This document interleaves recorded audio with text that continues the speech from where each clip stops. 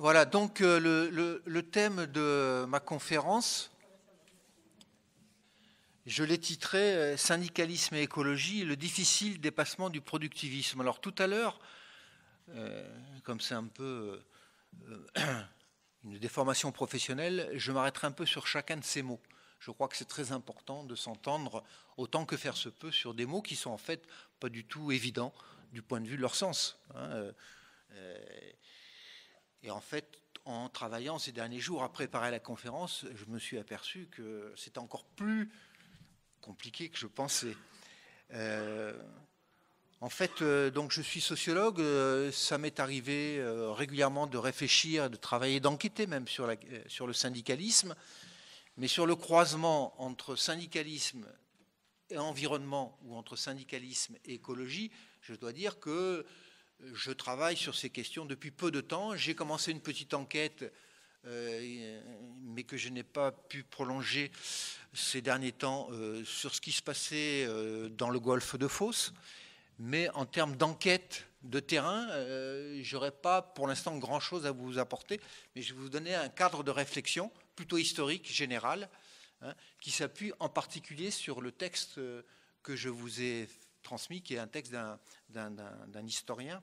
Non, c'est un texte de synthèse, et je dis des bêtises, c'est un texte de synthèse et de présentation d'un dossier de la revue Écologie politique, qui est une revue scientifique, qui n'est pas une revue politique d'un mouvement politique, et qui a, en 2015, traité de la question avec 6 ou 7 articles différents, de cette question-là, syndicalisme et écologie. Alors, je vais vous commencer par une devinette. Ceux qui ont lu le papier ont la réponse, mais il y a la moitié de la salle qui n'a pas lu le papier. Donc, la devinette, c'est quelle est la personnalité qui, en 1965, aux États-Unis, appelle à, je cite, une mobilisation massive des citoyens, à une croisade populaire non seulement pour l'eau propre, mais aussi pour nettoyer l'atmosphère, les autoroutes, les dépotoirs et les bidonvilles, et pour créer un environnement de vie total digne des hommes libres. Et quelle est l'organisation qu'il dirige, laquelle préconise une politique de restriction de l'usage des automobiles pour limiter la pollution? Eh ben, la réponse, c'est un certain Walter Reuter, par ailleurs un des initiateurs de la Journée annuelle de la Terre, dont vous avez peut-être entendu parler, et son organisation n'est autre que le puissant syndicat des travailleurs de l'automobile américain. Donc quand on découvre ça, on se dit, mais on rêve ou quoi? Qu'est-ce que c'est que cette anomalie? En fait, c'est pour vous introduire à l'idée qu'il y a eu, dans l'histoire du mouvement syndical et ouvrier, des initiatives sur les questions d'environnement, mais que cette histoire, elle n'est pas restée dans notre mémoire. Elle est occultée, aussi bien dans la mémoire commune, dans celle des médias, que dans celle des spécialistes, parce qu'il y a très peu d'historiens qui ont travaillé sur ces questions. Donc ça, c'est la première idée. La deuxième idée, c'est que, si on reste lucide, les moments d'avancée de la réflexion et de l'action du syndicalisme sur les questions d'environnement ont été relativement limités dans l'histoire, et on va essayer d'éclairer cette timidité, pour le moins, du mouvement syndical sur ces questions, par son adhésion à la culture productiviste. Et donc, on va parler de cette histoire de l'adhésion à la culture productiviste du mouvement syndical et de tas d'autres acteurs sociaux. Donc voilà, je présente un peu les idées principales sur lesquelles que je vais développer. Et la troisième idée, en fait, qui sera plutôt vers la fin de mon intervention et sur un mode plutôt interrogatif, comme l'indique le point d'interrogation du titre de ma conférence, c'est est-ce qu'on n'assiste pas, notamment depuis les années 90, mais surtout en fait depuis 3 ou 4 ans, avec une accélération depuis la pandémie du Covid et la prise de conscience du caractère dramatique des enjeux climatiques, est-ce qu'on n'assiste pas à une nouvelle période, une nouvelle étape où un véritable dépassement du productivisme est à l'ordre du jour, j'allais dire dans toute la société, en tous les cas dans certains secteurs importants de la société, y compris dans un mouvement qui n'était pas en pointe sur ces questions, c'est-à-dire le syndicalisme. Plus précisément, je vais développer 4 périodes historiques pour réfléchir avec vous. La première période, qui est très longue, si on la rapporte à l'histoire du syndicalisme, c'est une période qui va jusqu'aux années 60-70 en gros, et qui est une période vraiment ultra dominée par l'industrialisme, le productivisme et des luttes qui sont essentiellement à l'intérieur de l'atelier, de l'usine, sur les questions de l'environnement, mais de l'environnement en tant qu'environnement immédiat du travail ouvrier. Mais c'est important de le rappeler parce que vous verrez combien, dans les périodes suivantes, c'est à partir des conditions de travail et des atteintes à la santé au travail dans l'atelier, dans l'usine, que, à certaines périodes, notamment dans les années 60-70, le mouvement syndical va élargir son domaine d'intervention en allant voir ce qui se passe du côté des riverains, par exemple, et du côté des riverains qui sont souvent les travailleurs qui travaillent dans l'usine et leurs familles. Donc ça va amener, et là, donc là je vais vous citer des enquêtes qui ont été faites sur ce qui s'est passé dans la région de Lyon, dans le couloir de la chimie du côté de Fézin, après une catastrophe qui a fait plusieurs morts, et comment le syndicalisme s'est redéployé sur le plan territorial en nouant des alliances avec des mouvements environnementaux. Donc c'est une période très intéressante parce qu'en fait, un peu partout dans le monde, c'est ce qui se passe. Il y a vraiment une ouverture dans les années 60-70, aux États-Unis, je l'ai cité, mais en Italie, en Espagne, dans tous les pays anciennement industrialisés, il y a vraiment une ouverture qui va vite se refermer. En tous les cas, on va, là encore, occulter ce qui s'est passé. Pourquoi ? Parce que va intervenir la crise économique, la désindustrialisation dans les années 80, qui va mettre le mouvement syndical et ouvrier sur la défensive pour la protection de l'emploi et qui va l'amener à reculer sur sa réflexion et son intervention sur les questions finalement des finalités de la production et des questions des dégâts environnementaux des produits. Donc voilà, ça c'est la troisième période, c'est ce que j'appelle le coup de frein, hein, qui va être très très fort, hein, avec des tensions très très fortes entre le syndicalisme et les mouvements écologiques qui vont se développer au cours de la même période. Et puis on va essayer de réfléchir sur qu'est-ce qui se passe dans la dernière période et qu'est-ce qui pousse, qu'est-ce qui incite le syndicalisme à se redéployer ou à aller vers des alliances avec des ONG et des mouvements sur l'environnement. Alors j'ai dit indispensable moment de définition. Un syndicalisme ou des syndicalismes, on peut toujours se poser la question, hein, quand on utilise des mots comme ceci, comment définir le syndicalisme, sachant qu'il y a par exemple un syndicalisme paysan aussi, hein. Bon, je vais parler essentiellement de l'histoire du syndicalisme dit ouvrier, hein, c'est-à-dire de ce mouvement social qui s'ancre dans la défense des travailleurs. Mais ce syndicalisme de matrice ouvrière, qui ne l'est plus beaucoup aujourd'hui, j'y reviendrai, c'est aussi un pied parmi les deux pieds de ce qu'on appelait le mouvement ouvrier. Hein. C'est-à-dire quand je vais souvent utiliser le synonyme mouvement syndical ou mouvement syndical et ouvrier, en fait, traditionnellement, on parle du mouvement syndical comme le pied de la défense immédiate de l'intérêt des travailleurs. Le mouvement ouvrier, c'est plus son pied politique, hein, et politique idéologique avec les différentes orientations qu'a pu connaître le mouvement ouvrier, socialiste, anarchiste, libertaire, communiste, etc. etc.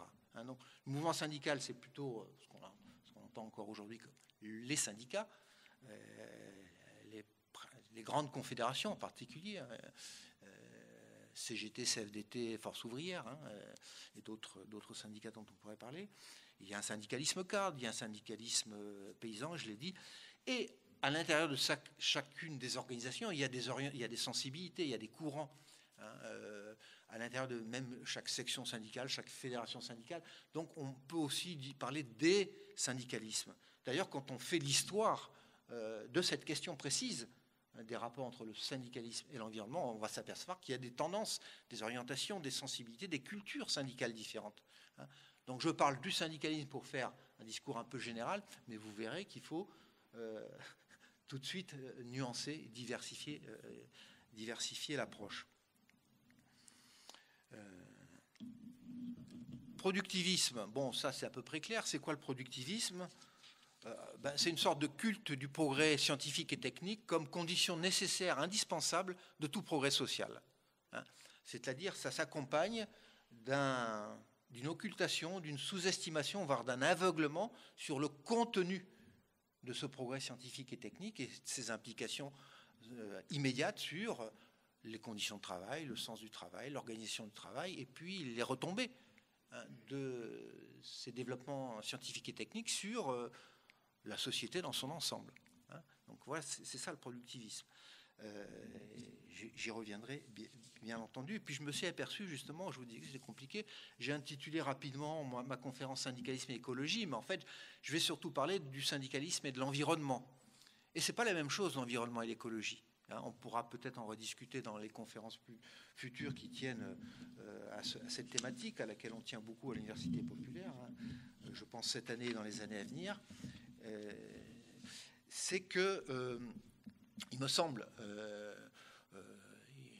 que l'écologie en tant que pensée théorique et politique, même si on peut trouver des origines assez lointaines, n'apparaît dans notre société que dans les années 70-80. Comme j'ai beaucoup parlé de la période antérieure, c'est un mot qu'on ne connaissait pas et on parle de l'environnement. Et quand on parle de l'environnement, un premier problème de définition, on parle beaucoup de l'environnement en dehors de l'usine. Donc on considère que les syndicats, ils ne sont pas sur l'environnement, puisque même s'ils défendent les conditions de travail ou s'ils se battent contre les produits toxiques dans le travail, ils ne sont pas sur l'environnement.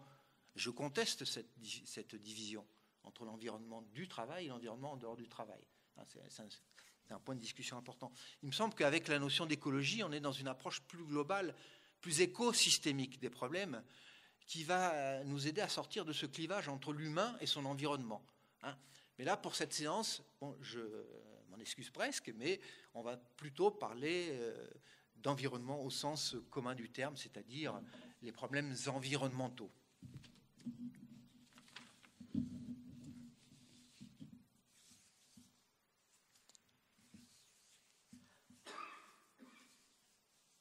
Alors, je parlais du productivisme, je vais reprendre quelques mots dans l'introduction sur cette notion, pour redire que jusque dans les années 60-70,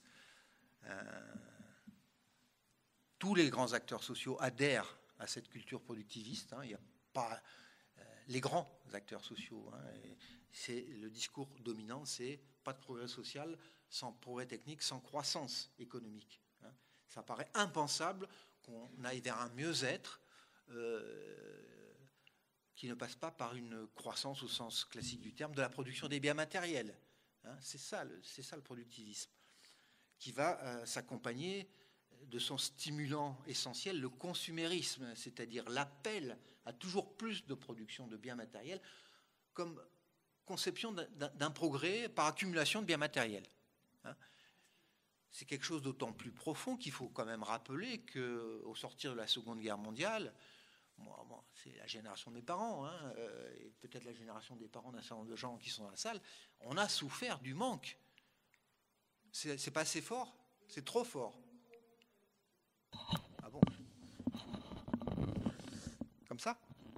Ou je le prends à la main? D'accord. Donc je disais que nos parents, ou nos grands-parents, pour les plus jeunes, ont souffert pendant la Seconde Guerre mondiale du rationnement. Quand on regarde les conditions de vie, on va dire, des classes populaires, y compris dans un pays anciennement industrialisé comme la France, au sortir de la Seconde Guerre mondiale, c'était pas très brillant. Donc il y a eu effectivement un grand succès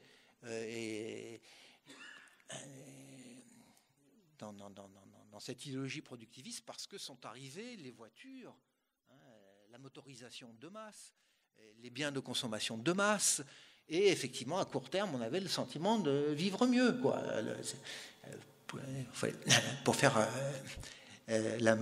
faire la lessive, c'est quand même, on gagne du temps quand on a une machine à laver, quoi. On réfléchit pas trop au fait que c'est une machine individuelle et qu'elle pourrait être, par exemple, partagée. Un petit exemple. Même chose pour les voitures. Ça va de soi que la voiture, c'est une voiture pour le ménage individuel. Covoiturage, on n'en parlait pas encore. On en parle beaucoup. Est-ce qu'on en fait beaucoup? C'est une autre question. Voilà. Donc il faut comprendre pourquoi ce succès de l'idéologie productiviste. La plupart des gens font l'expérience d'une amélioration du niveau de vie.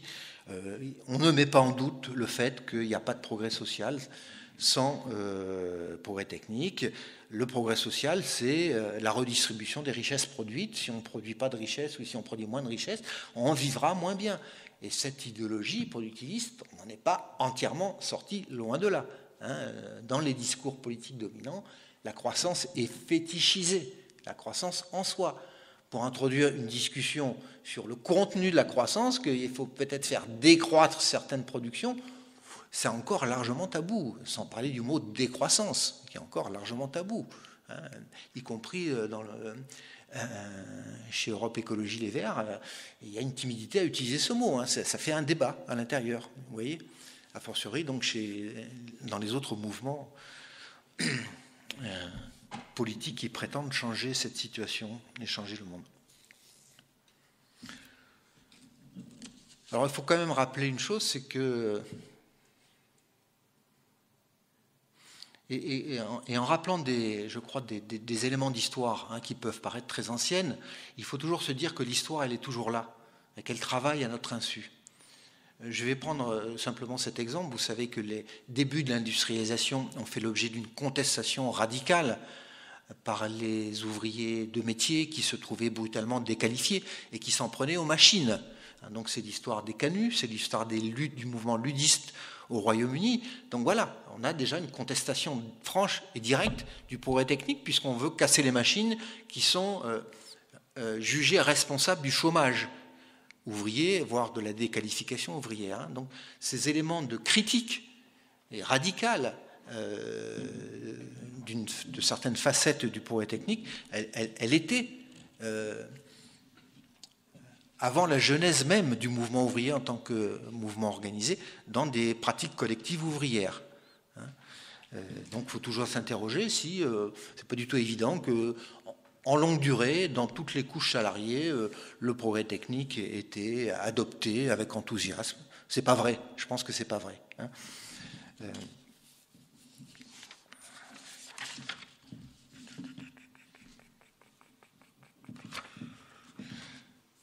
Alors, pour terminer cette introduction, je pense que j'insisterai sur 3 idées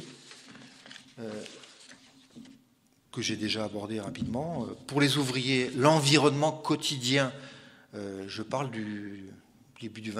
jusqu'au début du XXe siècle, jusqu'à la moitié du XXe siècle en tous les cas. L'environnement quotidien, c'est d'abord l'environnement immédiat de travail, qui à cette époque est très largement un milieu hostile, dangereux, polluant, dans lequel on passe beaucoup de temps, les journées de travail sont longues, la retraite à 60 ans n'existe pas.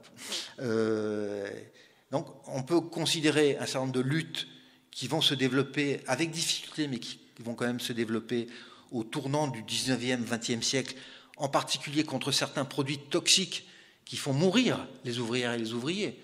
Ça a été des longues luttes pour interdire le plomb, par exemple, dans certains produits de peinture, le mercure, etc., etc. Donc ça, ce sont des produits qui ont fait l'objet des premières interdictions et des premières compensations en termes de reconnaissance de maladies professionnelles.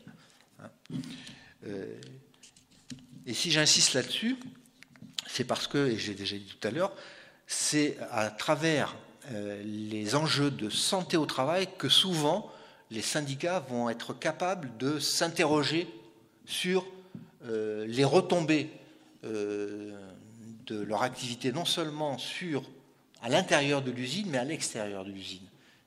Dans les années 60-70, c'est ça qui va commencer à se nouer de manière très intéressante dans un certain nombre de régions du monde et de secteurs industriels. Deuxième idée, le droit du travail qui va s'édifier à partir de la loi de 1898 sur les accidents du travail, qui acte la subordination du travailleur dans son contrat de travail qui le lie à l'employeur. Ça veut dire quoi la subordination? Ça veut dire que l'employeur décide des objectifs et des modalités d'organisation du travail, et le travailleur s'y plie. Quand il passe son contrat de travail, il accepte les objectifs de la production et il accepte la modalité d'organisation du travail. C'est ce qu'on appelle la subordination, qui a un volet juridique, c'est-à-dire que le salarié il est reconnu juridiquement comme subordonné, ce qui lui, en compensation, lui reconnaît un certain nombre de droits qui limitent finalement le droit du patron à faire ce qu'il veut. Donc toute l'histoire du droit du travail, c'est une histoire de droit qui compense cette subordination plus ou moins bien. Et à chaque fois qu'on détricote le droit du travail, finalement, on revient à un rapport plus dissymétrique entre le patron et le salarié, qui perd des protections au profit de la sécurisation de l'employeur, on va dire, du chef d'entreprise. Ce qui est important, c'est de voir que le droit du travail s'édifie dans une logique complètement étrangère au droit de l'environnement. La genèse du droit de l'environnement, c'est une genèse qui ne doit rien à cette question de l'exploitation et des limites de l'exploitation du travail salarié. C'est une genèse qui vient entièrement, au départ, de la nécessité de protéger les habitants d'une ville, par exemple, des risques associés à la présence dans la ville d'industries dangereuses. Donc il y a toute une législation qui va se développer jusqu'à aujourd'hui pour essayer de réguler les dangers de l'implantation industrielle. Et c'est une autre matrice. Il y a deux matrices, celle du droit du travail et celle de l'environnement, qui vont s'inscrire dans le droit, dans les institutions. Et cette séparation va être un obstacle durable, et qu'on connaît encore aujourd'hui, aux rencontres entre le mouvement social qui naît de l'exploitation et aux mouvements sociaux qui naissent de la contestation des dégâts. Des dégâts de quoi? De l'industrie et de l'exploitation capitaliste. Donc cette convergence, elle va être extrêmement difficile parce que le clivage est inscrit dans le droit. Et qui dit inscrit dans le droit, ça veut dire inscrit dans les têtes aussi. Ça, j'insiste un peu là-dessus. Et voilà donc des idées importantes. Alors, l'adhésion du mouvement ouvrier, syndical et politique, au productivisme, ça n'a pas été un long fleuve tranquille non plus. Il y a eu des périodes de débat, de déchirement au sein du mouvement syndical et ouvrier par rapport à ces questions qui ont pris la forme, notamment au début du siècle et jusqu'aux années 30, un peu partout, du débat sur l'organisation dite scientifique du travail, sur le taylorisme, c'est-à-dire cette conception selon laquelle, en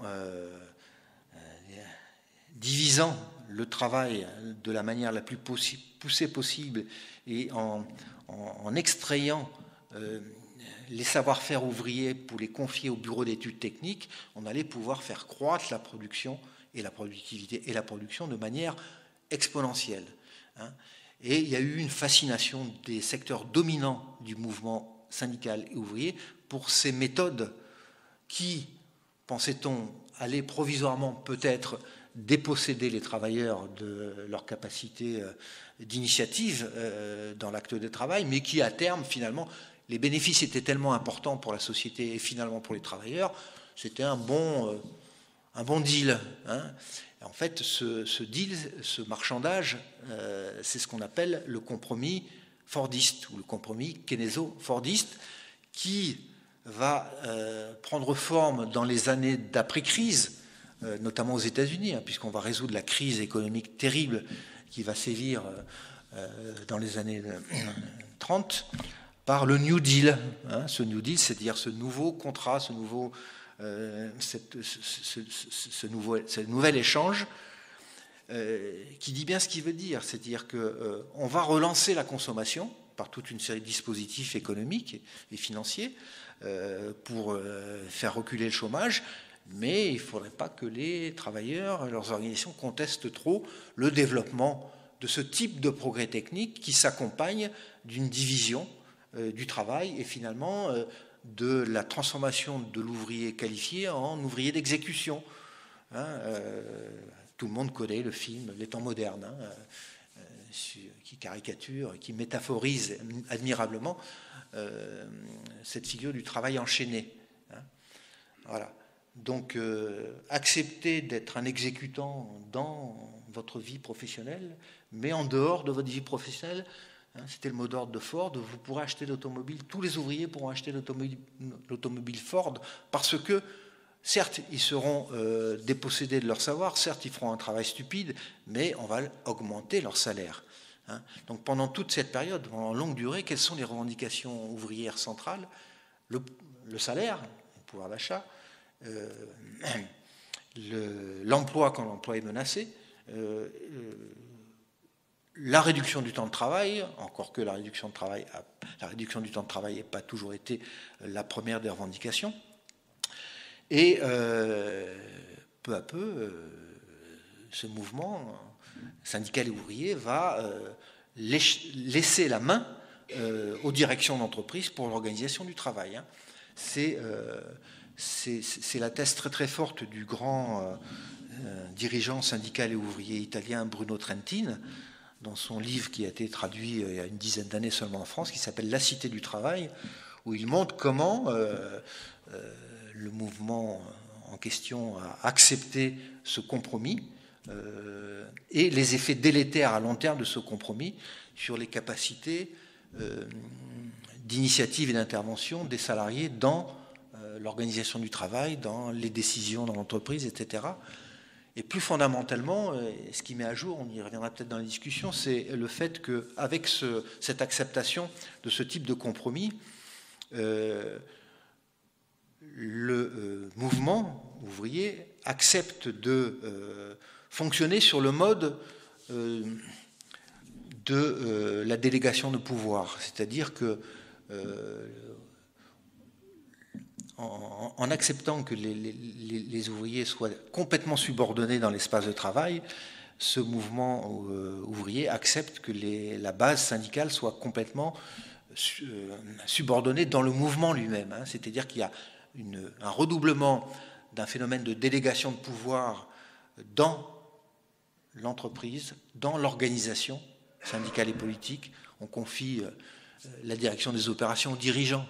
Et dans la cité, hein, pour les citoyens confient leur sort aux dirigeants. L'élection, c'est quoi? C'est une délégation de pouvoir. Et il dit, la crise de la démocratie politique, elle est en germe dans ce renoncement du mouvement ouvrier à intervenir sur les conditions de travail, sur l'organisation du travail. Je pense que c'est une thèse très puissante et justement qui donne un éclairage sur ce qui se passe dans la crise très profonde du mouvement syndical et ouvrier depuis une trentaine d'années, et qui indique des possibilités de redéploiement de ce mouvement sur lesquels on conclura. Cerise sur le gâteau, évidemment,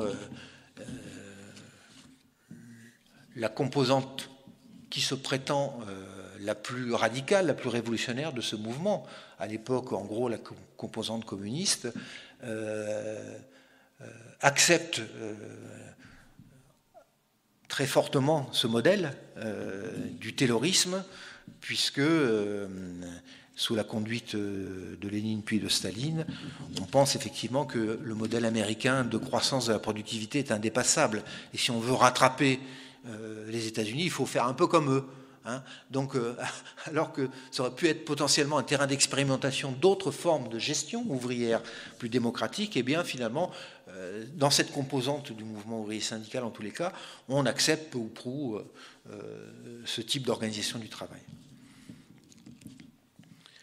Alors, dans un deuxième temps, on en vient à cette période, cette séquence dont a parlé aussi sur un certain mode André, hein, lors de sa conférence. Hein. Qu'est-ce qui se passe dans les années 60-70 avec l'émergence d'une pensée écologique, hein. C'est la même période, hein, quand tu parlais de comment s'appelle déjà cette biologiste nord-américaine, voilà, qui sur la base de la critique des pesticides en particulier, fait une critique plus globale de ce mode de développement.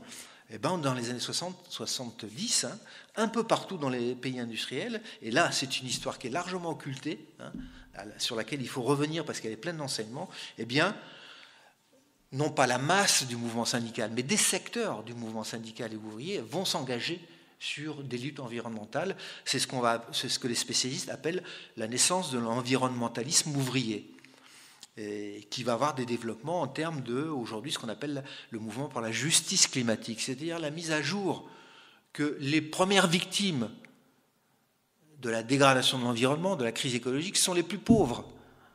Et c'était déjà vrai dans ce cas-là. C'est-à-dire, qu'est-ce qui se passe à Feyzin, dans le couloir de la chimie? C'est que bon, il y a cette catastrophe industrielle avec l'explosion de la raffinerie qui a été construite 2 ans plus tôt. En 1964, elle est construite. En 1966, 2 ans après la mise en service, 18 morts sur le site de production, de nombreux dégâts alentour. Parce que, en sortant de l'agglomération de Lyon, toutes ces industries ont amené leur population ouvrière avec elles. À l'époque, on n'est pas encore à l'époque des très longs déplacements domicile-travail. Qui est victime? C'est la double peine. J'avais cette image. La double peine des ouvriers, c'est d'être en danger dans la raffinerie et en danger à la maison. Puisque l'explosion de la raffinerie et les dégâts environnementaux, ça touche, pas seulement dans l'usine, ça touche tout l'environnement. Et qui vit dans l'environnement, comme je le disais tout à l'heure, les ouvriers et leurs familles, beaucoup. Un petit mot sur la notion de catastrophe industrielle, d'ailleurs, que je retiens aussi. Il faut prendre ça avec des pincettes, parce que l'idée de catastrophe implique l'idée que c'est ponctuel. Il y a une catastrophe et après on passe à autre chose. Non, ce n'est pas une catastrophe, c'est un désastre, au sens où les implications sont durables.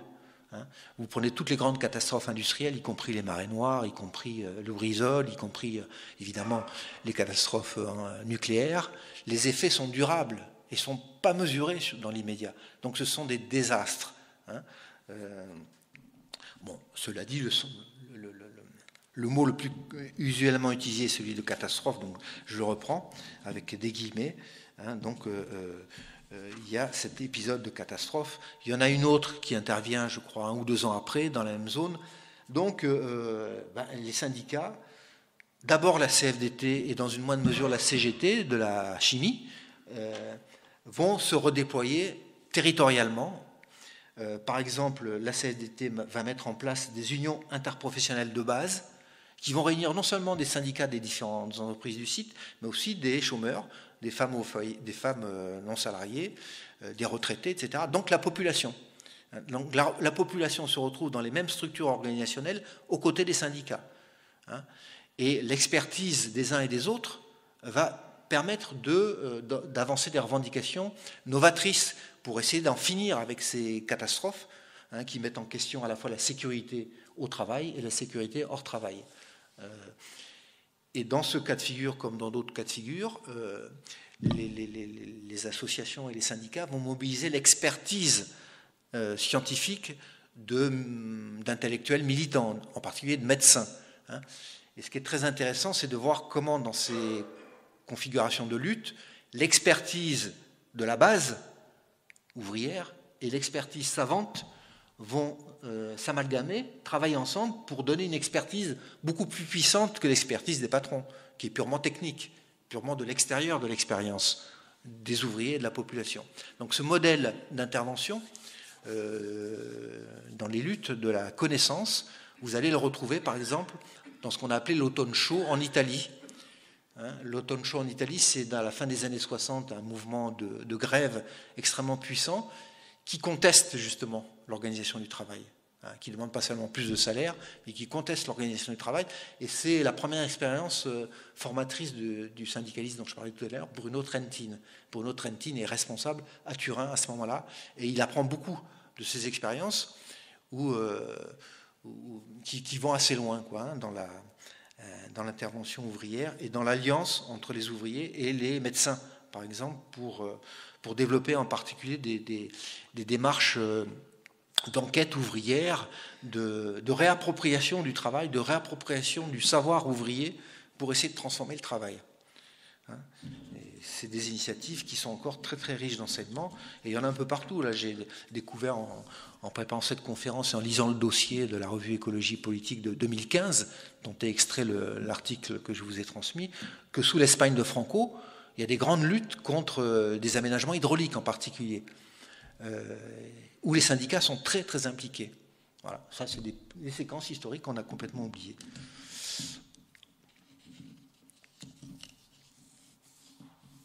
Voilà, donc la question des catastrophes industrielles qui vont se multiplier d'ailleurs. Les plus récentes, c'est le Brisol à Rouen, en France. Bon, il n'y a pas eu de victime directe, mais qui sait, là, surtout, ce qui pose problème, c'est la question de l'information et de la faible information de la population par les autorités en charge de ces questions. Il y a le conflit, il y a la catastrophe AZF à Toulouse en 2001. Il y a les catastrophes nucléaires nombreuses, des centrales nucléaires. Il y a une catastrophe aussi qui va quand même laisser des traces, y compris dans le droit international. C'est la catastrophe de Rana Plaza au Bangladesh, avec plus de 1000 ouvriers, surtout des ouvrières qui décèdent et qui mettent en question, en fait, ce type de... c'est un incendie, en fait, qui met en question le problème de la chaîne de sous-traitance des firmes multinationales du vêtement, qui sous-traitent une fois, deux fois, trois fois, enfin les chaînes de sous-traitance à l'infini, qui sous-traitent finalement la responsabilité pour finir de la gestion des conditions de travail et qui en bout de chaîne est catastrophique. Donc ça, ce sont quand même des catastrophes qui interpellent tous les acteurs sociaux, y compris les syndicats. Alors, il faudrait peut-être, pour réfléchir sur cette période, se dire, bon, il y a des catastrophes industrielles qui interpellent plus directement le syndicalisme que d'autres. Par exemple, sur les marées noires, c'est pas que ces pétroliers qui échouent, on s'aperçoit qu'ils ne sont pas du tout au premier rang des luttes qui se développent contre les marées noires à cette époque-là. Alors, une deuxième illustration de ce moment d'avancée des années 70-80, c'est les réflexions très poussées du côté de la CFDT de l'époque, qui donne lieu à un livre qui a eu sa célébrité à l'époque, un titre très, très bien trouvé, je crois, et qui va contre-courant du culte au productivisme, puisqu'il s'appelle « Les dégâts du progrès ». Cette idée que les progrès puissent être accompagnés de dégâts, c'est une idée quand même assez forte. Donc il y a un colloque organisé par la CFDT en 1976 qui donne lieu à ce livre, qui est préfacé par Edmond Maire. Le sous-titre, c'est « Les travailleurs face au changement technique », et puis je vais citer la préface d'Edmond Maire. C'est de l'intérieur, à partir des situations qu'ils vivent, qu'ils ont confrontées et analysées, que les travailleurs, les militants de la CFDT, ont tenté de dégager toute la dimension sociale du progrès technique et de l'organisation du travail. Ils montrent comment ces techniques intègrent l'exploitation, la domination, la séparation, la dépersonnalisation. Et ils tentent de dégager des pistes pour changer les modèles dont ils ont fait éclater l'apparente neutralité. Le travailleur est le seul véritable expert de son travail. La tradition syndicale n'est pas scientiste, elle n'est pas inconditionnelle d'un progrès technique modelé par le ciseau du profit.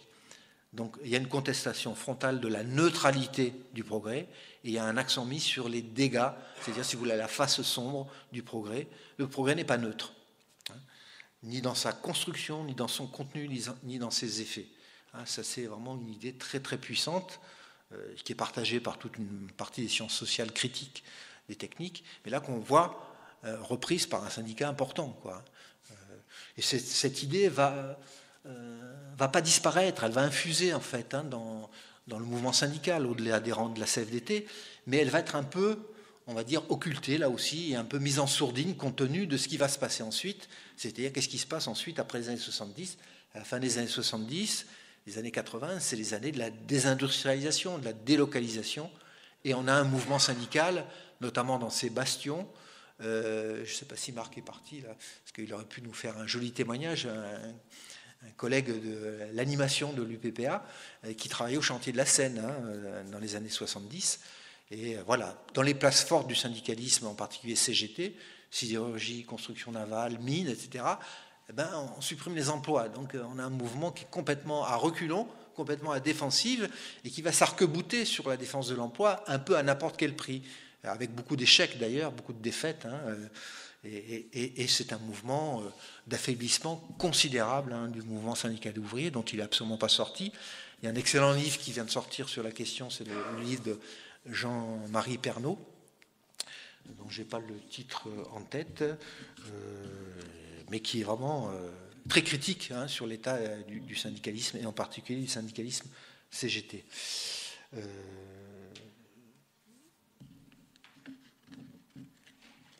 Voilà ce qui explique donc les éléments d'avancée sur la critique du progrès technique et du productivisme qui ont eu lieu dans la période antérieure sont mis en sourdine. Alors, on va se rapprocher d'aujourd'hui. Je vais essayer de tenir dans mes 50 minutes, parce qu'il paraît que c'est la durée maximale d'attention d'un public, quel que soit son âge et quelle que soit l'heure de la journée, n'est-ce pas André? Mais bon, chacun a son point de vue là-dessus.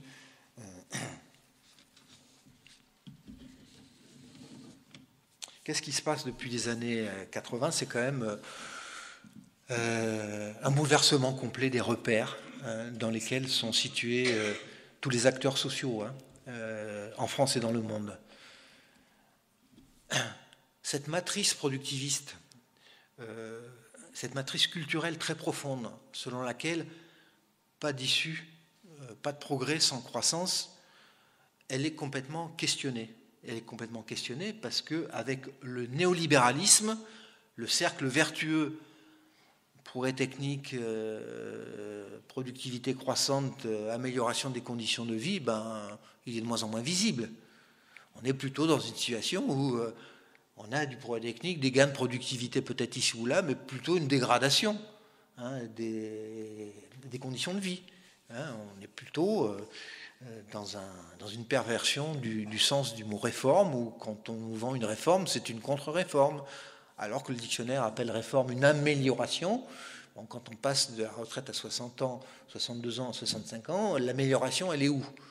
On peut peut-être nous vendre l'amélioration, peut-être de la situation financière des caisses de retraite, peut-être, puisqu'il s'agit de les sauver.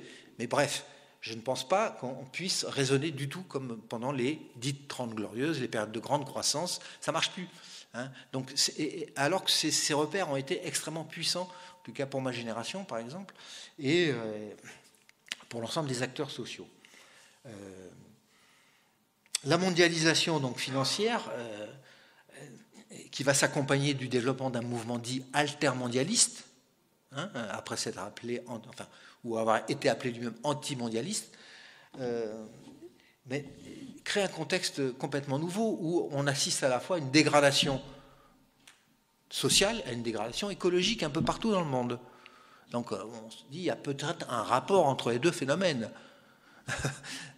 Effectivement, et dans les forums sociaux qui vont se multiplier dans les années 90-2000, vont se rencontrer, discuter des acteurs qui n'avaient rien à voir au départ ensemble.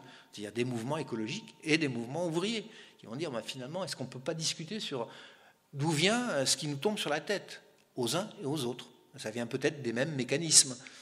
Et là, c'était encore avant qu'il y ait une telle urgence au niveau de la catastrophe climatique annoncée.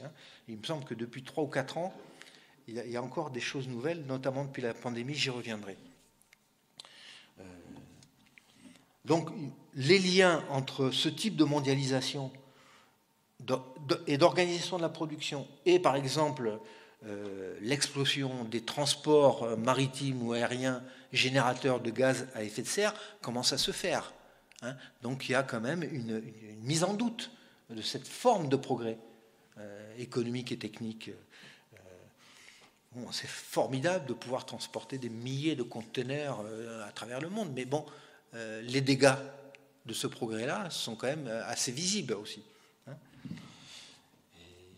Et on va voir comment la pandémie va aussi accélérer la prise de conscience sur les liens systémiques entre tous ces phénomènes. Comment nous sommes plus capables de produire des médicaments? Mais comment ça se fait? Voilà. D'où viennent les produits que je consomme, etc. Toute une série de questionnements qui, me semble-t-il, se sont beaucoup accentués depuis la pandémie. Alors, il y a ce qui se passe dans les forums sociaux, il y a ce qui se passe dans la conscience diffuse, informelle des citoyens syndiqués ou non syndiqués. Et puis il y a les instances mondiales aussi qui jouent leur rôle, hein, les conférences mondiales dans lesquelles se côtoient des ONG, des syndicats, des organisations de toutes sortes qui jouent leur rôle quand même quelque part en termes de prise de conscience. Alors, ça c'est la toile de fond, hein, je pense, la mondialisation des années 80-90, la mondialisation libérale qui rebat les cartes complètement par rapport à la période des 30 glorieuses productivistes, les 30 glorieuses entre guillemets. Alors, je voudrais, pour terminer, parler à la fois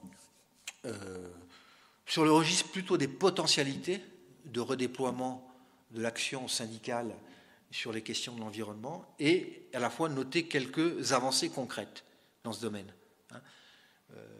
Alors, les potentialités, c'est du côté des effets multiples de la dégradation du travail, des pressions sur le travail lui-même, sur non seulement la santé au travail aujourd'hui, mais sur la qualité des produits qui sortent du travail ou la qualité du service produit par les travailleurs. Vous connaissez un certain nombre peut-être d'exemples comme très démonstratif, le Dieselgate, Volkswagen. Eh bien, en fait, quand on cherche à comprendre qu'est-ce qui s'est passé pour que cette grande firme allemande repère, modèle de la qualité du travail, de la qualité des produits, commence à produire des tricheries sur les systèmes de régulation du taux de je ne sais plus quel produit dans les émissions des véhicules. Il y a une telle pression faite sur les travailleurs, les ingénieurs, les cadres, etc. Ça, c'est étudié par un ami et collègue dont j'apprécie beaucoup les travaux, qui s'appelle Yves Clos.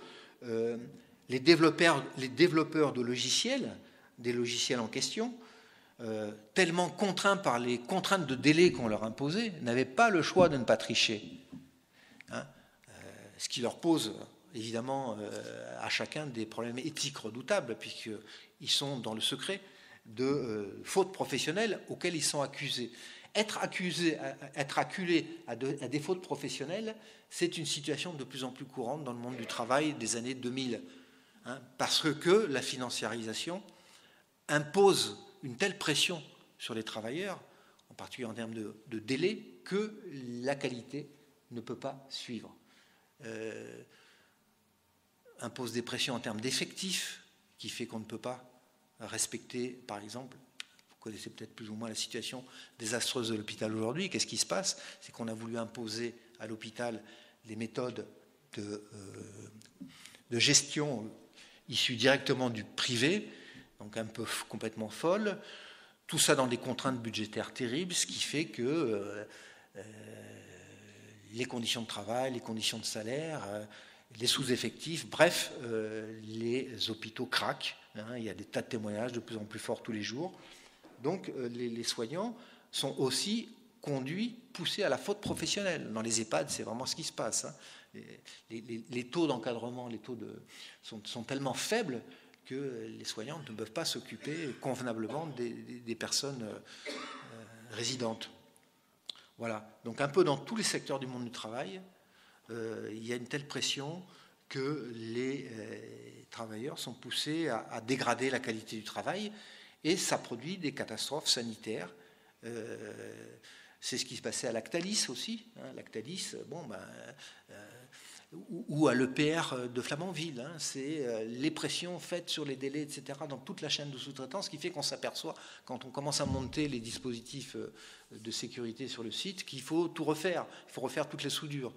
Et du coup, le chantier dure 3 fois plus longtemps que prévu initialement et coûte 4 fois ou 5 fois plus cher. Je pense que Pascal connaît les chiffres. Mais enfin bref, donc, dans tous les secteurs, ça prend l'eau. Et donc, quand on a fait ce constat, on se dit que si les syndicats étaient en capacité de prennent pleinement en compte cet enjeu de la qualité du travail, eh bien ça ne pourra avoir que des effets bénéfiques sur la qualité des produits et des services Et donc, il y a un espace ouvert à l'intervention, puisque c'est très douloureux pour les salariés de ne pas pouvoir faire le travail selon les critères du travail bien fait. Et les enquêtes qui sont faites sur les conditions de travail le documentent très bien ça. La fréquence de plus en plus grande des déclarations de salariés qui disent « je ne fais pas le travail tel que j'aimerais pouvoir le faire ». Ce qu'on appelle les conflits éthiques dans l'acte de travail lui-même. Et donc il y a un espace, encore une fois, et il y a quelques expériences, effectivement, où les syndicats se sont vraiment emparés de cette question, en organisant les conditions de la délibération des travailleurs sur qu'est-ce qu'on peut faire ensemble pour améliorer les choses, et ça marche. À partir du moment où un espace est ouvert, les gens s'engouffrent dedans, parce que ça les fait souffrir terriblement de ne pas pouvoir parler collectivement de ces problèmes et d'intervenir collectivement sur ce problème. Voilà, ça c'est le premier point. Et donc le deuxième point, c'est, me semble-t-il, moi je soumets ça à la discussion, parce que j'ai peu de billes pour le démontrer concrètement, qu'il se passe quelque chose depuis 2 ou 3 ans, en rapport avec le développement avec l'épisode traumatique de la pandémie du Covid et du confinement, et de la prise de conscience toujours plus grande de l'urgence climatique.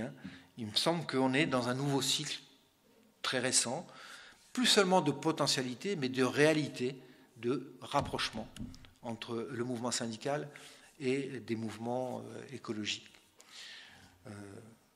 Alors, si vous n'êtes pas au courant, alors il y a, je dirais, la partie visible de l'iceberg, dont j'espère qu'il y a une partie aussi invisible beaucoup plus importante. Mais la partie visible, c'est les initiatives prises par des directions confédérales, du côté à la fois de la CFDT et de la CGT. La CFDT, la première, en mars 2019, prend l'initiative d'une déclaration avec 19 organisations, il y en a 60 aujourd'hui, qui s'appelle le Pacte pour le pouvoir de vivre. Je cite ce pacte: acteur majeur dans la protection de l'environnement, de la lutte contre la pauvreté, le soutien aux migrants, le monde étudiant, le monde du travail et l'éducation populaire, de l'économie sociale et solidaire et de la mutualité. Telles sont les organisations qui, aux côtés de la CFDT, signent ce pacte, qui est quand même très fortement marqué à l'époque par l'urgence sociale et alimentaire associée à la pandémie. Vous savez qu'il y a des gens qui n'avaient plus à manger, tout simplement, qui ne pouvaient plus manger. Et on sait depuis combien cette crise sanitaire a beaucoup plus impacté les pauvres que les riches. Et donc voilà, du côté de la CFDT, sans doute en rapport avec sa tradition chrétienne, vous savez que la CFDT est issue en 1966 d'une scission de la CFTC, parce qu'avant 1966, vous aviez 2 grands syndicats en France, la CGT elle-même avec ses scissions, FO et CGT maintenues, et la CFTC, donc un syndicalisme laïque, ouvrier, communisant, on va dire, et un syndicalisme chrétien. Et donc dans cette filiation, je pense, chrétienne, il y a une attention très, très forte aux plus faibles. D'ailleurs, dans les années 70-80, quand dans le syndicalisme, on a commencé à s'interroger sur l'inadaptation de l'organisation syndicale par rapport aux catégories les plus pauvres, les chômeurs, les précaires, etc., qui étaient de plus en plus nombreux, la CFDT a été assez en pointe. Interrogation qui portait aussi sur la composition sociale du syndicalisme. C'est-à-dire que comment se fait-il que dans le salariat, il y a de plus en plus de femmes, par exemple, et qu'on en trouve si peu dans les syndiqués et à la tête des syndicats? Comment se fait-il qu'il y a des travailleurs migrants qui sont les plus exploités et qu'on retrouve si peu dans les syndicats? Donc cette interrogation a été portée historiquement dans les années 70 par la CFDT plus que par la CGT, même si maintenant tous les syndicalistes qui se respectent se posent cette question. Voilà, donc ça, une plateforme qui avec plein de propositions dès 2019, donc autour de la CFDT, toute une série d'associations,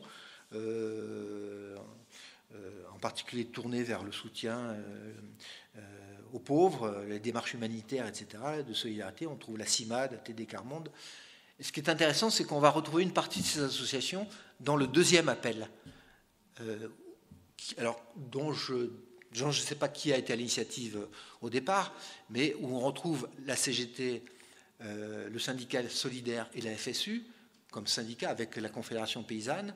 Donc je pense des organisations qui avaient pris l'habitude, dans la période intérieure, de travailler ensemble sur d'autres dossiers, sur d'autres sujets, mais là qui se retrouvent avec des associations, Attac, Greenpeace, Amis de la Terre, Oxfam au départ.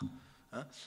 Donc cet appel, c'est le collectif Plus Jamais Ça, au départ, hein, qui déclare proposer un certain nombre de mesures au printemps 2020, qui publie un plan de sortie de la crise en 34 mesures, dites alternatives au capitalisme néolibéral, productiviste et autoritaire. Donc ne serait-ce que dans les mots, là il y a une dénonciation du productivisme co-signée par la CGT. Hein. Donc c'est pas anodin. Alors après la question qu'on peut se poser, c'est bon, c'est une déclaration de sommet. Est-ce que tous les syndicats s'approprient cette démarche? Évidemment que non, hein, mais je trouve que c'est une initiative intéressante et indicative qu'il se passe quelque chose. D'ailleurs, dans la période qui a suivi, ce collectif, qui a changé de nom d'ailleurs, qui s'appelle plus jamais ça, oui c'est ça, il s'appelle maintenant l'Alliance écologique et sociale.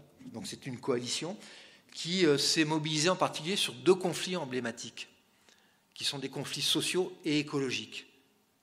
Des conflits sociaux et écologiques. Le premier, c'est la bataille pour sauver une usine de recyclage près de Rouen qui s'appelle l'usine de la Chapelle d'Arblay. Hein.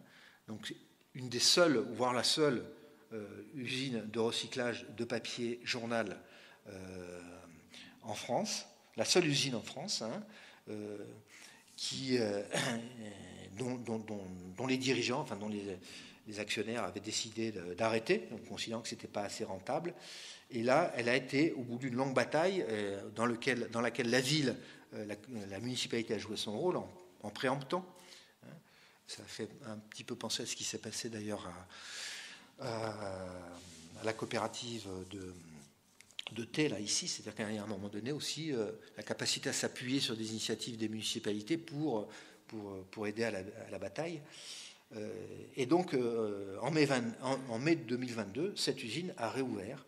Hein, et on retrouve comme appui une très large coalition avec ces mouvements du collectif Plus Jamais Ça, mais aussi avec des élus, y compris des élus de droite. Hein. C'est-à-dire qu'il faut voir comment, dans certains cas, au-delà du discours un peu consensuel maintenant en France, tout parti politique confondu, sur la nécessaire relocalisation d'un certain nombre d'activités, eh ben, il peut y avoir ponctuellement des élus de droite qui s'engagent dans un conflit aux côtés des syndicats pour réouvrir ou sauver une usine menacée qui a des vertus écologiques. Et le deuxième conflit, c'est celui de la raffinerie Total Grand Puy en région parisienne, où fin 2020, la direction annonce un projet de reconversion typique de greenwashing, qui propose en fait de supprimer en gros la moitié des emplois, mais on va remplacer le pétrole par des biocarburants et des plastiques. Donc la CGT de l'usine se dit, de toute façon, on ne veut pas perdre la moitié des emplois, et puis c'est du greenwashing, et donc on travaille avec les autres associations à monter un contre-projet qui serait véritablement un projet à la fois écologique et de défense de l'emploi. Donc je ne sais pas où en est la construction de ce projet alternatif, mais en tous les cas, aux dernières nouvelles trouvées sur Internet, c'était en cours d'élaboration à suivre. Voilà, je vais m'arrêter sur 2 ou 3 mots de conclusion. Vous savez aussi que juste à la veille de la pandémie et du confinement, il y a eu en France un mouvement qui s'appelle le mouvement des Gilets jaunes, dont on a dit au départ que c'est un horrible mouvement anti-écolo, puisqu'il défendait la possibilité de ne pas être taxé sur le diesel, et qu'en fait, au fil de l'évolution de ce mouvement, il y a eu une prise de conscience, hein, symbolisée par le mot d'ordre « fin du monde, fin de mois, même combat hein, ». Bon, la supercherie de cette taxe a été assez rapidement dévoilée, Et on a même vu ici ou là des convergences dans les cortèges, marche pour le climat, marche des Gilets jaunes, hein, ce qui était absolument improbable au début. Donc voilà autant de signes qui me semblent, d'un point de vue citoyen, assez encourageants et qui montrent qu'il n'y a pas du tout de fatalité à la coupure entre les enjeux sociaux, a fortiori syndicaux, et les enjeux écologiques. Hein. Du côté de... C'est aussi le mot d'ordre, pas d'emploi sur une planète morte. Hein, donc si la planète meurt, enfin la planète meurt, si l'espèce humaine est menacée à court terme, enfin l'échelle de l'histoire de l'espèce humaine c'est quand même 40, 50, 60 ans, c'est à très court terme, eh bien il n'y aura pas d'emploi. Hein, donc certes, ce n'est pas les mêmes échéances, mais à quoi sert de défendre l'emploi maintenant si c'est pour le perdre dans 50 ans de toute façon. Donc il y a toute une réflexion quand même engagée sur la nécessaire reconversion d'une industrie particulièrement émettrice de gaz à effet de serre, et qui sont tout à fait intéressantes. Et là, c'est plutôt des pistes de recherche hein, que j'ai envie de vous soumettre. Hein. Si on compare la situation socio-économique des questions d'environnement hein, au 19e siècle, fin du 19e siècle, début 20e siècle à aujourd'hui, on est quand même dans un changement complet de paradigme.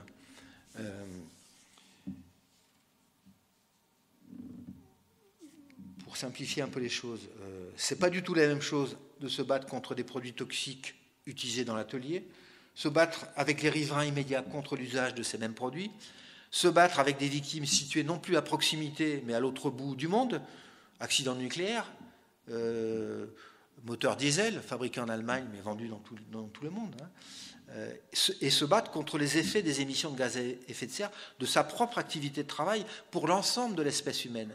Hein, j'attire votre attention, et la mienne aussi en passant, sur le changement complet d'échelle. Hein. Donc on ne peut pas imaginer reproduire sans invention la construction de liens entre les différents mouvements sociaux qui se préoccupent de contester ce système social qui nous mène dans le mur. Voilà, il y a vraiment un changement d'échelle.